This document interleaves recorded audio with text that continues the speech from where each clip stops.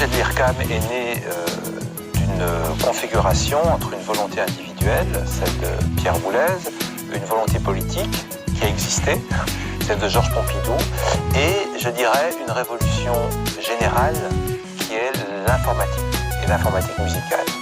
Et à un moment donné, dans les années 70, ces trois volontés ont convergé pour créer un lieu où des chercheurs très reconnus dans leur recherche et des artistes très reconnus dans leur recherche musicale puissent travailler ensemble.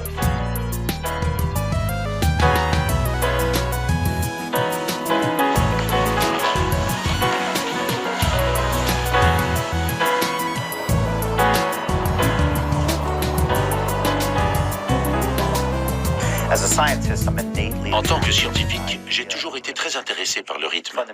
C'est un principe fondamental qui gouverne l'univers et la vie elle-même. D'un point de vue neuroscientifique, c'est un sujet passionnant parce que nous savons aujourd'hui que le fonctionnement du cerveau repose sur les rythmes.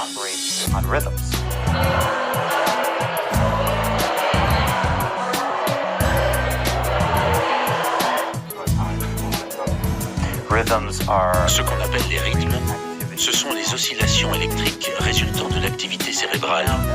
Quand les différentes régions du cerveau communiquent entre elles génèrent des ondes qui se synchronisent de façon cohérente. C'est ainsi qu'elles sont en mesure d'échanger des informations.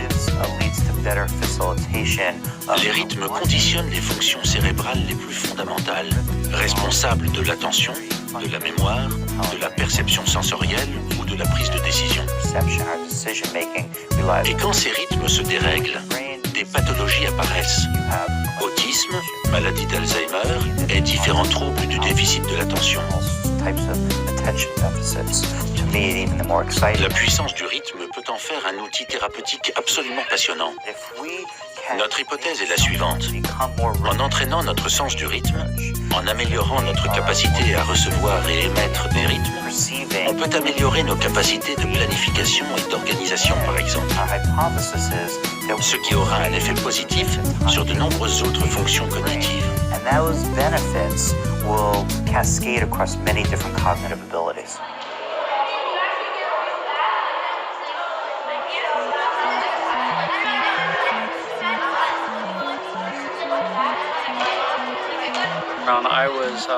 J'ai travaillé dans le conseil aux dirigeants d'entreprise pendant plus de 20 ans.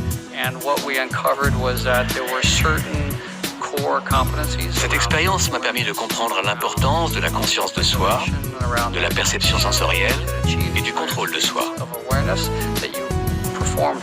Développer ces facultés est véritablement la clé du succès professionnel et privé. C'est ce que nous essayons d'apprendre aux enfants à l'âge où ils sont en pleine construction de leur identité. Nous leur transmettons des outils qui leur seront utiles toute leur vie.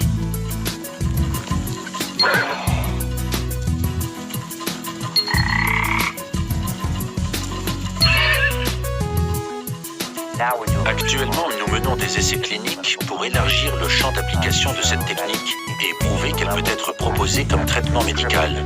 Nous avons déposé une demande auprès de l'Agence de santé américaine pour pouvoir traiter les enfants atteints de troubles de déficit de l'attention avec cette méthode.